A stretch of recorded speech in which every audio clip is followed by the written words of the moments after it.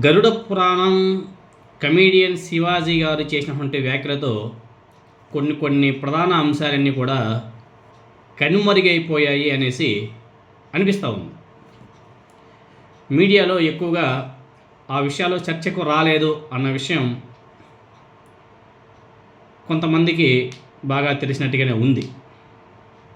చాలామంది రాజకీయ విశ్లేషకులు కూడా కొన్ని ప్రధాన అంశాలు చర్చకు రాలేదు అని చెప్పేసి మాట్లాడుకుంటున్నారు. దీంట్లో మెయిన్గా చెప్పాలంటే తిరుమల లడ్డూ వ్యవహారం మీద ఇకపై ఎవరు కూడా ఎవరికి ఇష్టం వచ్చినట్టు వాళ్ళు మాట్లాడడానికి వీలు లేదు అనేసి ఢిల్లీ హైకోర్టు చెప్పిన విషయం చాలామందికి తెలిసి ఉండదు. పచ్చ మీడియాకి తిరుమల లడ్డూ విషయంలో ఎవరైతే తప్పుడు ప్రచారాలు చేశారో వాళ్ళ గురించి, అదేవిధంగా వ్యక్తుల మీద తప్పుడు ప్రచారాలు చేసినటువంటి మీడియా సంస్థలకి అందరికీ కూడా ఢిల్లీ హైకోర్టు నోటీసులు కూడా జారీ చేసింది. ఫ్యూచర్లో ఇటువంటి తప్పిదాలు చేయకూడదని చెప్పేసి సీరియస్గా వార్నింగ్ కూడా ఇచ్చింది.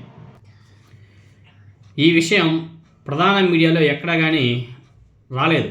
ఎందుకంటే అక్కడ ఆ గరుడ పురాణం శివాజీ చేసినటువంటి కామెంట్స్ ఉన్నాయి కదా మహిళల మీద, అవి హైలైట్ అయిపోయాయి న్యూస్లో కూడా, మెయిన్ స్ట్రీమ్ మీడియాలో కూడా అవి హైలైట్ అయిపోయాయి. కానీ ఈ తిరుమల లడ్డూకు సంబంధించి ఢిల్లీ హైకోర్టు ఇచ్చేటువంటి తీర్పు ఏదైతే ఉందో ఇది ఎక్కడ కానీ హైలైట్ కాలేదు. దీన్ని హైలైట్ చేయాల్సిన అవసరం కూడా వైసీపీ మీద ఉంది, వైసీపీ సోషల్ మీడియా మీద ఉంది, వైసీపీ నాయకుల మీద కూడా ఉంది. కానీ వాళ్ళు ఎంతవరకు దాన్ని ప్రజల్లోకి తీసుకువెళ్తున్నారు అనేది చూడాలి. అదేవిధంగా రెండో పాయింట్, గత జగన్మోహన్ రెడ్డి గారి పరిపాలనలో మ్యానుఫ్యాక్చరింగ్ కంపెనీలో పారిశ్రామిక రంగంలో వృద్ధి, అదేవిధంగా పారిశ్రామిక వృద్ధి గురించి రిజర్వ్ బ్యాంక్ ఆఫ్ ఇండియా విడుదల చేసినటువంటి గణాంకాల విషయం అది కూడా చాలామందికి తెలియదు. 2019 నుంచి 2024 మధ్య కాలంలో జగన్మోహన్ రెడ్డి గారు ముఖ్యమంత్రిగా ఉన్నప్పుడు పారిశ్రామిక వృద్ధి రేట్లో ఆంధ్రప్రదేశ్ నెంబర్ 1 ప్లేస్లో ఉంది. దేశంలోనే నెంబర్ 4th ప్లేస్లో ఆంధ్రప్రదేశ్ నిలవడం కూడా జరిగింది.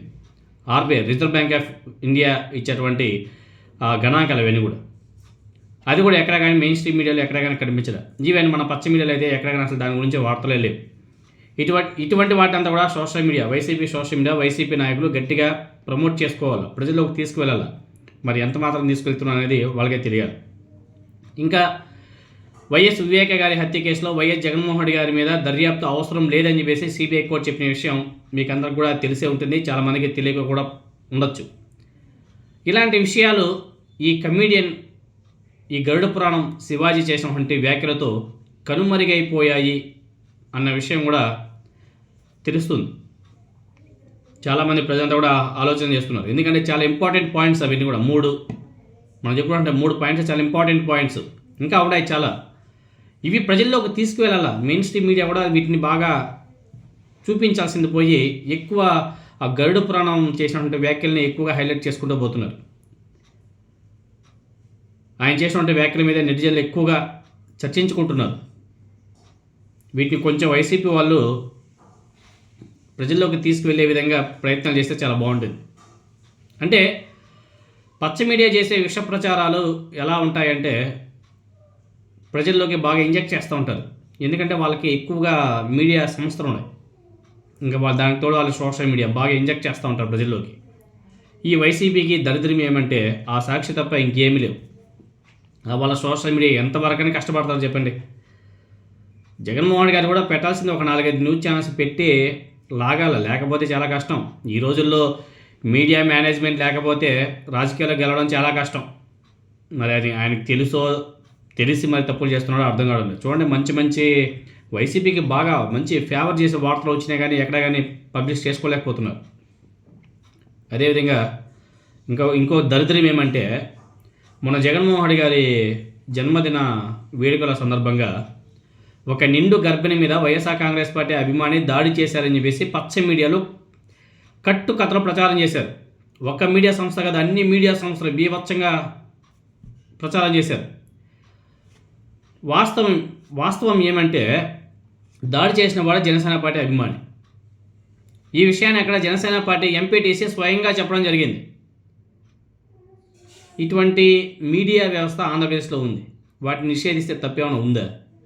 ఎంత దారుణమో చూడండి. పాపం ఆ జనసేన అభిమాని ఎవరైతే ఉన్నాడో ఆ గర్భిణి మీద దాడి చేశాడో వాడికి యోగి ఆదిత్యనాథ్ గారి ట్రీట్మెంట్ కూడా ఆల్రెడీ ఇచ్చేశారు. పవన్ కళ్యాణ్ గారు చెప్పారు కదా, యోగి ఆదిత్యనాథ్ గారి ట్రీట్మెంట్ ఇప్పిస్తామని చెప్పేసి ఆ కుర్రోడికి ఇప్పించేశారు. ఇక్కడ తలనొప్పి ఏమంటే పాపం జనసేన పార్టీ కార్యకర్తలకి వచ్చేటువంటి కష్టం ఏమంటే వాళ్ళు తప్పులు చేస్తారు, పచ్చ మీడియా ఏమో వాళ్ళని వైసీపీ కార్యకర్తలుగా చూపిస్తుంది, వాళ్ళ మీద యోగి ఆదిత్యనాథ్ గారు ట్రీట్మెంట్ ఇప్పిస్తారు. ఇలాంటి కష్టాలన్నీ కూడా జనసేన పార్టీకే ఉన్నాయి పాపం. లాస్ట్కి వాళ్ళ పెద్ద నాయకులు ఎవరో ఒకరు ఎంపీటీసీనో జెడ్పీటీసీనో వచ్చి అయ్యా వాడు మా జనసేన పార్టీ నాయకుడు అని చెప్పేసి చెప్పుకోవడం, తర్వాత అయిపోయిన తర్వాత చెప్పుకోవడం ఇంకా లాభం ఏముంది. కాబట్టి ఇక్కడ కూడా జనసేన పార్టీ ఆలోచన చేసుకోవాల్సిన అవసరం ఉంది. మీరు వైసీపీ మీద తప్పుడు ప్రచారాలు చేసే కొద్దీ నష్టపోయేది జనసేన పార్టీ కార్యకర్తలే. ఎందుకంటే తప్పులు చేసేది వాళ్ళు, పచ్చ మీడియాలో ఏమో వైసీపీ అంటారు, వైసీపీ అంటే ఇంకా రెచ్చిపోతారు కదా తెలుగుదేశం పార్టీ సోషల్ మీడియా కానీ ఇంకా పోలీసులు కానీ. ఫైనల్గా తీరా చూస్తే ఆయన జనసేన పార్టీ కార్యకర్త. ఇలాంటి కోకొల్లలో ఇక్కడ జనసేన పార్టీ నాయకులు కార్యకర్తలంతా కూడా ఆలోచన చేసుకోవాల్సిన అవసరం ఉంది. వైసీపీ మీద ఎంత బురద జల్లితే జనసేన పార్టీకి అంత నష్టం. ఇలాంటివి చాలా ఉన్నాయి చెప్పుకుంటూ పోతే. అదేవిధంగా పీపీపీ మోడల్లో ప్రభుత్వ మెడికల్ కళాశాలను ప్రైవేట్ వ్యక్తుల చేతుల్లో పెట్టడానికి కూటమి ప్రభుత్వం టెండర్లు పిలిస్తే ఒకరు కూడా రాలే. ఒకరు కూడా రాలే. ఎవరో ఒకరు వచ్చారంట ఆదోని మెడికల్ కాలేజీని తీసుకోవడానికి. అది కూడా చంద్రబాబు నాయుడు గారి సన్నిహితుడు కిమ్స్ హాస్పిటల్ ఓనర్ వాళ్ళు వచ్చారంట. ఇలాంటివి చాలా ఉన్నాయి. ఇలాంటి వాటిని వైసీపీ వాళ్ళు కొంచెం స్ట్రాంగ్గా ప్రజల్లోకి తీసుకువెళ్లాల్సిన అవసరం కూడా ఉంది. ఈ శివాజీ బోవాజీ ఈ పనికి మాలిన వాటిని కూడా పక్కన పెట్టేసి వైసీపీకి ఫేవర్గా వచ్చేటువంటి వార్తల్ని కొంచెం ప్రజల్లోకి డెప్త్గా తీసుకెళ్ళి ప్రజల్లోకి బాగా ఇంజెక్ట్ చేయాలి. అలాంటి వ్యవస్థ కావాలి వైసీపీకి. అలాంటి వ్యవస్థ లేకపోతే చాలా కష్టం. అలాంటి వ్యవస్థ లేకపోతే ఈ పచ్చ మీడియా వార్తల్లో తప్పుడు ప్రచారంలో ఇవన్నీ కూడా కొట్టుకొని వెళ్ళిపోతాయి. వైసీపీ నాయకులంతా కూడా గ్రహించి దీన్ని వీటి మీద కొంచెం ఎక్కువ దృష్టి పెడితే చాలా బాగుంటుంది. ఎందుకంటే ఇప్పటి నుంచే ప్రజల్లోకి ఇంజెక్ట్ చేస్తే కానీ ఆనాటికి ప్రజలు వైసీపీకి ఓట్లు వేయాలంటే ఇప్పటి నుంచే ఇంజెక్ట్ చేయాలి. వాస్తవాలే కదా, తప్పుడు ప్రచారాలు ఏం కాదు, వాస్తవాలని ప్రజలకి ఇంజెక్ట్ చేయాలి, తెలియజేసే మీడియా వ్యవస్థ వైసీపీ దగ్గర లేదు. దరిద్రం అదే, పెద్ద దరిద్రం అదే. వాళ్ళకి సోషల్ మీడియా అంతంత మాత్రమే. ఎందుకంటే అది ప్రతిపక్షంలో ఉన్నారు కాబట్టి వైసీపీ సోషల్ మీడియాలో వాళ్ళు ఇంకా ఎక్కువ యాక్టివ్ కూడా ఉండలేరు. ఉంటే ఇంకా వాళ్ళ మీద కేసులు గట్రా బోల్డెన్ ఉన్నాయి కాబట్టి చాలామంది వెనుకడిగేస్తున్నారు. ఇంకా మీడియా వ్యవస్థ అంటే ఒక సాక్షి తప్ప ఇంకేమీ లేవు. మిగతా అన్ని ఛానల్స్ కూటమి అంటున్నారు. సరే పోనాయి. ఇంకా ఈ న్యూస్ కరపత్రికలు ఉన్నాయి. అవన్నీ సరే ఉన్నాయంటే ఏవి చూసినా అన్నీ కూడా కూటమి ప్రభుత్వానికి ఫేవర్గానే ఉన్నాయి. ఒకటి కూడా వైసీపీకి ఫేవర్గా కనిపించట్లే, ఒక సాక్షి తప్ప.